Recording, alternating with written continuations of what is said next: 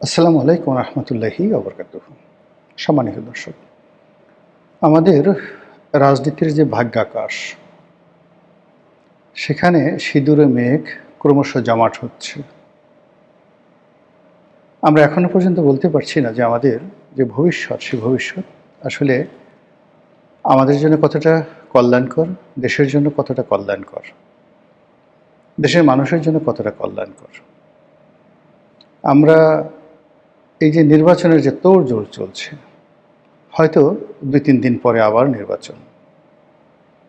তো সেই ২-৩ দিন পরে যে নির্বাচন হচ্ছে, সেই নির্বাচনের ফলাফল যাই হোক না কেন, সেই নির্বাচন পরবর্তী যে ঘটনাগুলো ঘটবে, সেগুলো নিয়ে আমরা চিন্তাভাবনা করতে পারছি না।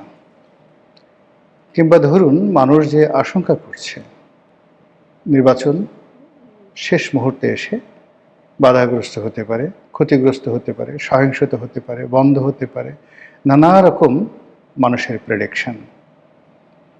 তো সেই সকল প্রেডিকশনের প্রেক্ষিতে আমাদের ক্ষয়ক্ষতির পরিমাণ কী কী সর্বনাশ আমাদের জন্য অপেক্ষা করছে, এবং আমরা আসলে কী বিপদ এবং বিপত্তির মধ্যে এগোচ্ছি, এই ব্যাপারে আমাদের যারা মুরব্বী আছেন, দার্শনিক আছেন, কবি আছেন, সাহিত্যিক আছেন, সাংবাদিক আছেন, প্রায় সবাই মুখে কলুপ এঁটেছেন। ফলে কি হলো, আগামী যে ভবিষ্যৎ, সেই ভবিষ্যতের অশনি সংকেত নিয়ে আমাদের আমজনতা তারা রীতিমতো ঘুমিয়ে আছে। দেশের প্রধানতম যে পত্রপত্রিকাগুলো রয়েছে, সেটি ডেইলি স্টার, প্রথম আলো, তারা স্পষ্টভাবেই বলেছে যে মত প্রকাশে দূরের কথা, জীবন বাঁচানোই এখন বড় সমস্যা হয়ে দেখা দিয়েছে। সত্য কথা বলা, এটা যেভাবে ঝুঁকিপূর্ণ, সত্য বলে স্থির হয়ে দাঁড়িয়ে থাকা আরও ঝুঁকিপূর্ণ। আমাদের এই সমাজে আপনি ভালো আছেন তো আলহামদুলিল্লাহ, আল্লাহ ভালো রেখেছেন, কিন্তু কোনো কারণে যদি আপনি বিপদে পড়েন, বিপত্তিতে পড়েন, কোনো সমস্যা দেখা দেয় আপনার জীবনে, বিশ্বাস করেন তছনছ হয়ে যাবে। আপনি কাঁদতে পারবেন, গড়াগড়ি করতে পারবেন, চিৎকার দিতে পারবেন, কিন্তু কোনো মানুষ এসে আপনাকে সাহায্য করবে, সহযোগিতা করবে, আপনার দুঃখগুলো ঘুচিয়ে দেবে, এই অবস্থা এখন বাংলাদেশে নেই। কোর্ট বলেন, কাছারি বলেন, থানা বলেন, পুলিশ বলেন, সরকারি অফিস বলেন, আমাদের সমাজ এবং সংসার বলেন, সবাই শুধু চেয়ে চেয়ে দেখবেন। আপনি আপনার নিজের ঘরেও এখন যাকে বলা হয় নিরাপদ নন। অনেকগুলো বডিগার্ড রেখে আপনি ফুংফাং দেখাতে পারেন। বডিগার্ড কয়জন? 10 জন, 12 জন, কিন্তু যদি 100 জন লোক আসে, আপনার বডিগার্ড আপনাকে রেখে পালিয়ে যাবে। থানা পুলিশে ফোন করবেন, কেউ আসবে বলে আমার কাছে মনে হচ্ছে না। আর পাড়া প্রতিবেশী জানলা ফাঁক করে জানালা দিয়ে দৃশ্য দেখবে এবং ভিডিও করবে, আর বড়জোর পরবর্তীতে ফেসবুকে সেই ভিডিও ছড়িয়ে দেবে, তাও আবার নিজেদের পরিচয় গোপন করে। তারপর সেই ভিডিও দেখার পরে যদি জনগণের আবেগ দেখা দেয়, তাহলে এক ধরনের ফলাফল হবে, আর জনগণ যদি নিশ্চুপ থাকে তাহলে আরেক ধরনের ফলাফল দেখা দেবে। এই হলো বাংলাদেশের সার্বিক অবস্থা।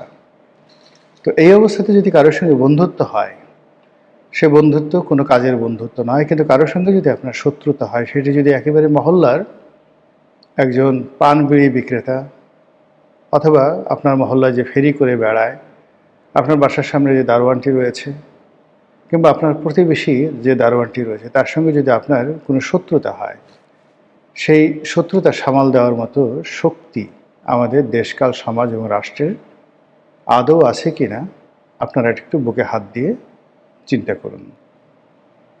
তো এই যে পরিবেশ এবং পরিস্থিতি বর্ণনা করলাম, এটি রাতারাতি ভালো হওয়ার কথা নয়। গত 17 মাস ধরে ধীরে ধীরে ধীরে ধীরে এই পরিবেশ এবং পরিস্থিতি তৈরি হয়েছে। আর এই পরিবেশ এবং পরিস্থিতি সমাজ থেকে চলে যাওয়ার জন্যে কম করে হলেও 17 বছর লাগবে। যেভাবে অতীতের 17 বছরের যে পুঞ্জীভূত ক্ষোভ, ক্রোধ, লোভ, লালসা, কামনা, বাসনা, রাগ সব একত্র হয়ে এই গত 17 মাসে মানুষের হাত, পা, মন ও মস্তিষ্ককে যেভাবে উত্তেজিত করেছে তার প্রেক্ষিতে আজকের এই সমাজ আমরা এখানে নিয়ে এসেছি। এই সমাজ এবং এই রাষ্ট্রে দেখতে পাচ্ছেন যে একটা নির্বাচন হবে। আপনারা দেখতে পাচ্ছেন যে নির্বাচনে যারা প্রার্থী তারা মাঠে চষে বেড়াচ্ছে। আপনারা দেখতে পাচ্ছেন একটি দল বিজয়ী হবে, আপনারা শুনতে পাচ্ছেন আরেকটি দল ম্যাটিকুলাস ডিজাইন করে নির্বাচনের ফলাফল নিজেদের দিকে নিয়ে যাবে। এই যে একটি দল বিজয়ী হবে, এটার ফলে যাদের মনে ক্রোধ তৈরি হচ্ছে, বিরাট একটা শক্তিশালী গ্রুপ, সেই ক্রোধকে দমন করার জন্য, সেই ক্রোধকে নিয়ন্ত্রণ করার জন্য কোনো কার্যত প্রতিষ্ঠান নেই। এমনকি সেই দলটি, যে দলটি বিজয়ী হবে, সে যদি ক্ষমতায় আসে তাহলে সে আরও মাহরুম হয়ে যাবে, আরও অসহায় হয়ে পড়বে, আরও দুর্বল হয়ে পড়বে। আবার অন্যদিকে যারা ম্যাটিকুলাস ডিজাইন করবে বলে খবর বের হয়েছে, যাদের সম্পর্কে বলা হচ্ছে এরা গুপ্ত সংগঠন, এরা গুপ্ত কাজে ভীষণ রকম এক্সপার্ট, তাদের কর্মকাণ্ড নিষিদ্ধ করা, বন্ধ করা, নিয়ন্ত্রণ করা, তাদেরকে বুঝিয়ে সুঝিয়ে কাছে রাখা, পুরোটাই নিয়ন্ত্রণের বাইরে চলে গেছে। বাংলাদেশে এখন এমন কোনো মধ্যস্থতাকারী নেই যারা রাজনৈতিক দলগুলোকে এক টেবিলে বসাতে পারেন। বরং আমাদের দেশে যে সকল কর্তা ব্যক্তি এক টেবিলে বসাতে পারতেন, তারা বিভিন্ন রাজনৈতিক দলের যারা নেতৃবৃন্দ রয়েছেন তাদের কদম মোবারক চুম্বন করার জন্যে তারা রীতিমতো পাল্লা দিয়ে দৌড়দৌড়ি করছেন।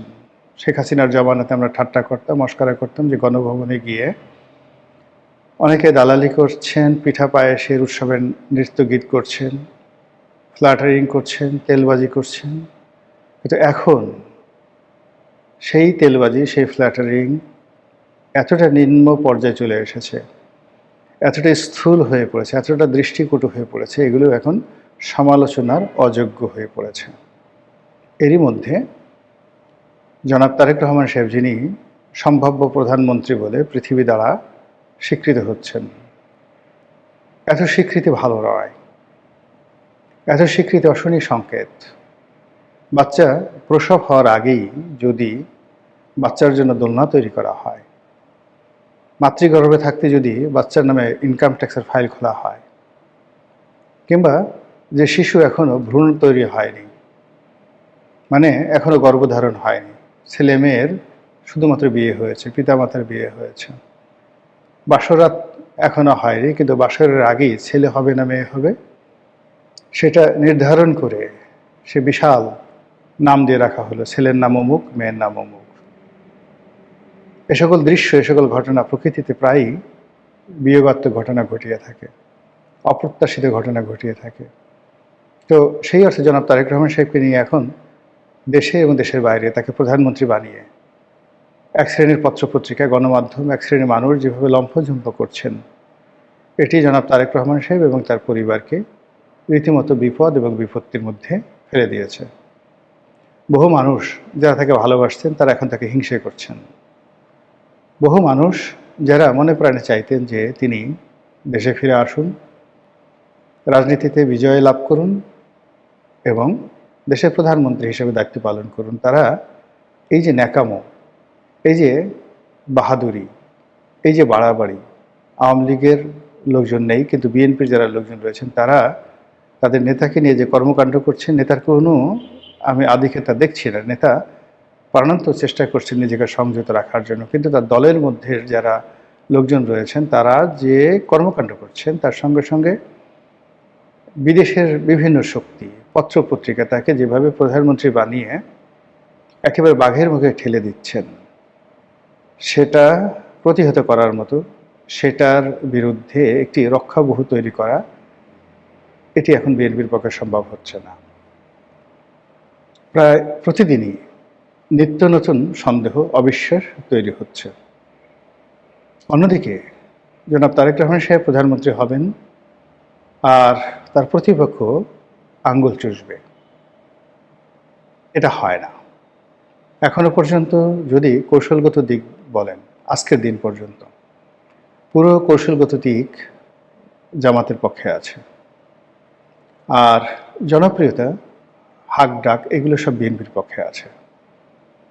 আপনারা জানেন যে একেবারে শেষ পর্যায়ে, যুদ্ধের একেবারে শেষ পর্যায়ে কৌশলটা গুরুত্বপূর্ণ হয়ে ওঠে। মাত্র 10-12 জন সৈন্য কখনো কখনো 20-25 হাজার সৈন্যের মধ্যে যে যুদ্ধ চলছে সেই যুদ্ধের গতি পরিবর্তন করে দিতে পারে। উদাহরণ হিসেবে আপনাদেরকে আমি ওহুদের যুদ্ধের কথা বলি। ওহুদের যুদ্ধে মুসলমানদের সৈন্য সংখ্যা ছিল প্রায় 1000, আর আরবের সবচেয়ে শ্রেষ্ঠতম বীরদেরকে নিয়ে প্রায় 3000 সৈন্য নিয়ে তারা মদিনা আক্রমণ করেছিল। 1000 সৈন্য নিয়েও মুহাম্মদ রাসূলুল্লাহ সাল্লাল্লাহু আলাইহি ওয়াসাল্লাম প্রায় বিজয়ের দ্বার প্রান্তে ছিলেন 99.99%। যারা বিজয়ী সৈন্য তারা গনিমতের মালের জন্য ছোটাছুটি করছে। আল্লাহ রাসূল বলেছিলেন যে ওই যে পাহাড়ের দুটো গিরিপথ রয়েছে, একটা গিরিপথ রয়েছে দুটো পাহাড়ের মধ্যে, ওই জায়গাতে যারা তীরন্দাজ ছিলেন তাদেরকে বললেন যে এই জায়গা থেকে তোমরা নড়বে না, যত কিছু হোক না কেন, আমি যদি মরে যাই, যুদ্ধে জয় হোক পরাজয় হোক, তোমরা এই জায়গা থেকে নড়বে না। যখন যুদ্ধের বিজয়টা কনফার্ম হয়ে গেল, গনিমতের মালের জন্য সবাই দৌড়দৌড়ি শুরু করলো, ঠিক সেই সময়টিতে তীরন্দাজ যারা আছে তারা ওই এলাকাটা ছেড়ে দিলেন। ছেড়ে দিয়ে তারাও গনিমতের মালের জন্য দৌড় দিলেন, আর ওই সুযোগের জন্য অপেক্ষা করছিলেন। তখনও মুসলমান হয়ননি হজরত খালিদ ইবনে ওয়ালিদ রাদিয়াল্লাহু তাআলা আনহু, তার সৈন্য সামন্ত সম্ভবত 10-12 জন। এই 10-12 জন সৈন্য পিছনের দিক থেকে এসে তারা যে আক্রমণ শুরু করলেন, পুরো ওহুদের যুদ্ধ মুসলমানদের জন্য একটা, যাকে বলা হয় সারা জীবনের কলঙ্ক হয়ে থাকলো। এবং এই ওহুদের যুদ্ধে স্বয়ং মুহাম্মদ রাসূলুল্লাহ সাল্লাল্লাহু আলাইহি ওয়াসাল্লাম যে ক্ষয়ক্ষতির শিকার হয়েছেন, তার পরিবার যে ক্ষয়ক্ষতির শিকার হয়েছেন, এবং মুসলমানরা এখানে প্রায় 70 জন মুসলমান এখানে শহীদ হয়েছেন। তো কাজেই একেবারে বিজয়ের দ্বার প্রান্তে আসার পরও সকল কিছু উল্টে যেতে পারে ক্ষুদ্র একটি ভুলের কারণে। কৌশলগত অবস্থান, এটা খুবই গুরুত্বপূর্ণ, যেটি এই মুহূর্তে বিএনপির মধ্যে নেই। যা বলছিলাম, জনাব তারেক রহমান সাহেব এই মুহূর্তে তার যারা প্রতিপক্ষ আছেন, যে প্রতিপক্ষ দীর্ঘ সময় তাদের বন্ধু ছিল, আমরা এখানে রাজাকার শব্দটি ব্যবহার করেছি। রাজাকার কারা আপনারা খুব ভালো করে জানেন, আলবদর কারা তারা জানেন। দীর্ঘদিন ধরে তারা বন্ধু ছিলেন, পরস্পরের গোপন কথা তারা জানেন, এবং একত্রে তারা অনেক ভালো কাজ করেছেন, সঙ্গে সঙ্গে তো মন্দ কাজ অবশ্যই করেছেন। সেই মানুষগুলো এখন তারেক রহমান সাহেবের প্রতিদ্বন্দ্বী এবং শত্রু। তারা যে কোনো কারণে তারেক রহমান সাহেবকে এখন দু চোখে দেখতে পাচ্ছেন না।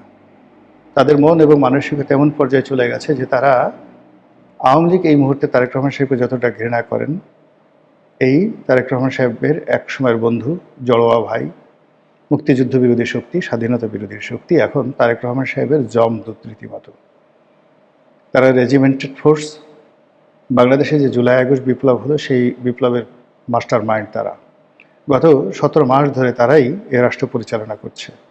ডক্টর মোহাম্মদ ইউনূস সরকার থেকে শুরু করে রাষ্ট্রের গুরুত্বপূর্ণ জায়গাগুলোতে তারা যেভাবে নিজেদের আধিপত্য বজায় রেখে চলেছে, কাজেই সেই আধিপত্যকে ব্যবহার করে তারা যে কোনো সময় যে কোনো ঘটনা ঘটাতে পারে, নির্বাচনের আগে অথবা নির্বাচনের পরে। কাজেই এখানে বিএনপির জন্য সবচেয়ে বেশি দরকার সেটা হলো রাজনীতির ভারসাম্যতা। এখন যে রাজনীতির ভারসাম্যহীনতা চলছে, সেই ভারসাম্যহীনতার মধ্যে চড়াই পাখি মুহূর্তের মধ্যে বাজ পাখির আকার ধারণ করেছে। একজন খরগোশ রীতিমতো রয়্যাল বেঙ্গল টাইগার হয়ে হুঙ্কার ছাড়ছে, এবং একেবারে হরিণের বাচ্চা হরিণ, সেও এই মুহূর্তে উটের মতো গলা উঁচিয়ে দাপট দেখাচ্ছে। এবং বিএনপি যদি রাজনীতির ভারসাম্যটা না আনতে পারে, তাহলে এই যে যারা এই মুহূর্তে তার বিক্ষুব্ধ, তার প্রতিপক্ষ রয়েছে, ক্রোধান্বিত প্রতিপক্ষ রয়েছে, তারা তাকে সহজে ছাড়বেন না। মহান আল্লাহ আমাদের সবাইকে হেদায়েত দান করুন এবং হেফাজত করুন। আসসালামু আলাইকুম ওয়া রাহমাতুল্লাহি ওয়া বারাকাতুহু।